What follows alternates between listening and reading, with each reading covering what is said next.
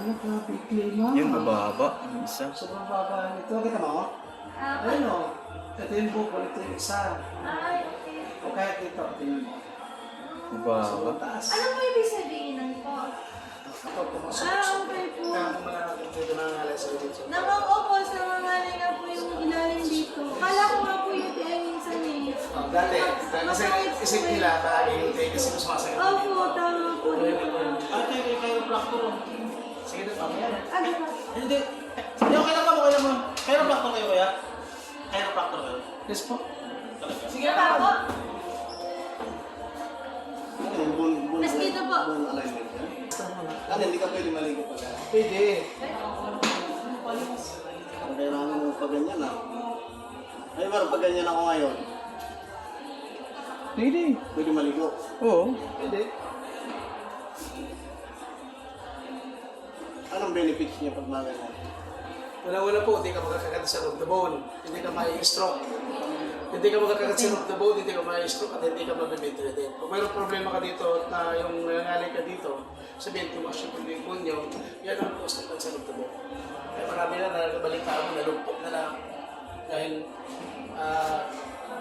tumas yung pagbipunyo. At kung uoperahin to, alam nyo yan, sa mga doktor, sa mga orthopedic natin, diba, almost 5 million ang operasyon to.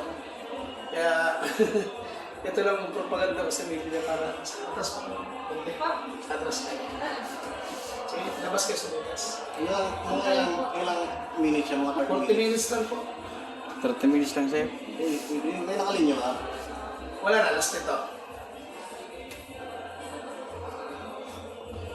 Mabuti ang check. Habol pa kayo. Pawin na sana kami. Huwag na muna ulit ang pera. Wala ko lang wallet eh.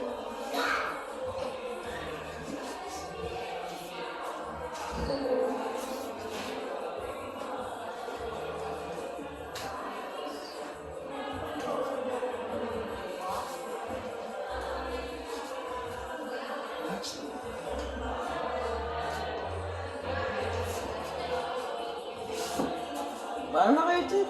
Ha? Maganda to. Relax na po. Nakaka-relax din to. Masakit-sakit na kasing katawan ko eh. Relax lang yun.